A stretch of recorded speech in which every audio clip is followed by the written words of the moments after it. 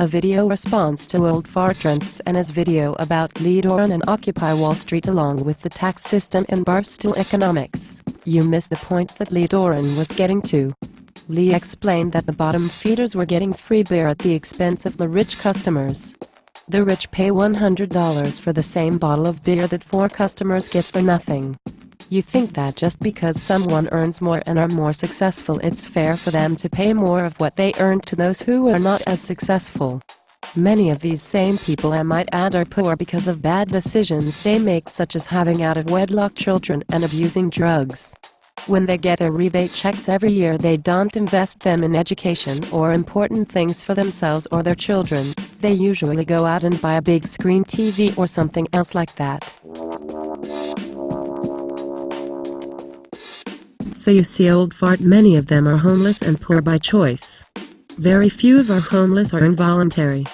Those that are the result of government manufacturing it through regulation and restrictions.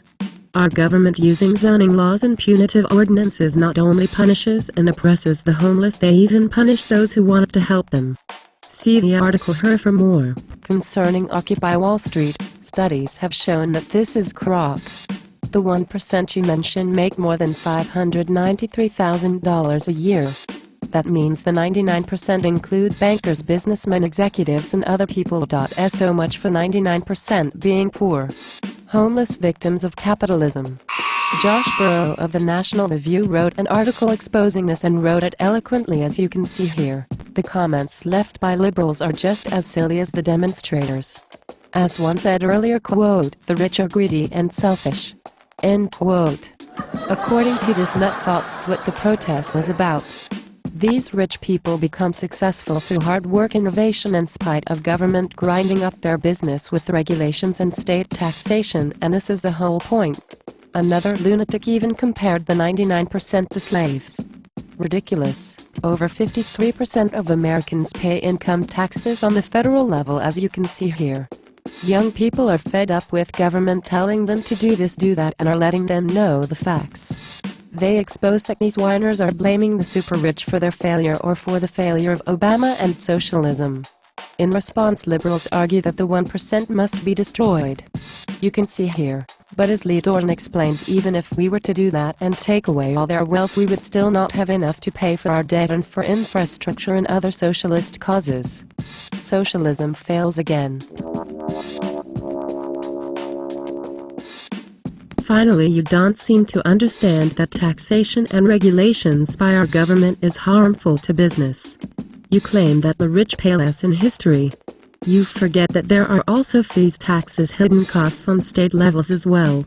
Not to mention hindrances to job creation involving zoning, environmental protection, licensing, permits, legal complications, and so on. If you want to learn more, check out over here and you'll see that Texas, which pays the least in taxes, has the most jobs in the nation, whereas California not only has the highest tax rates but more unemployment, homelessness, corruption, crime, and so forth. And before you tell me that bullshit about low incomes and so on, I will remind you that work, even at a humble menial job, pays out more than expensive clumsy government services or SSI, and that workers there can learn new skills. It's better to have some income than none at all. I should know. I live in Rhode Island.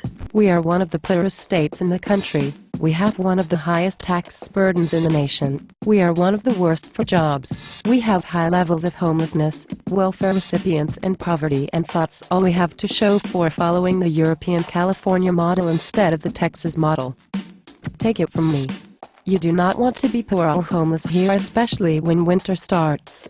So that's it for now. I hope this helps you out, but let's face it, you probably won't change.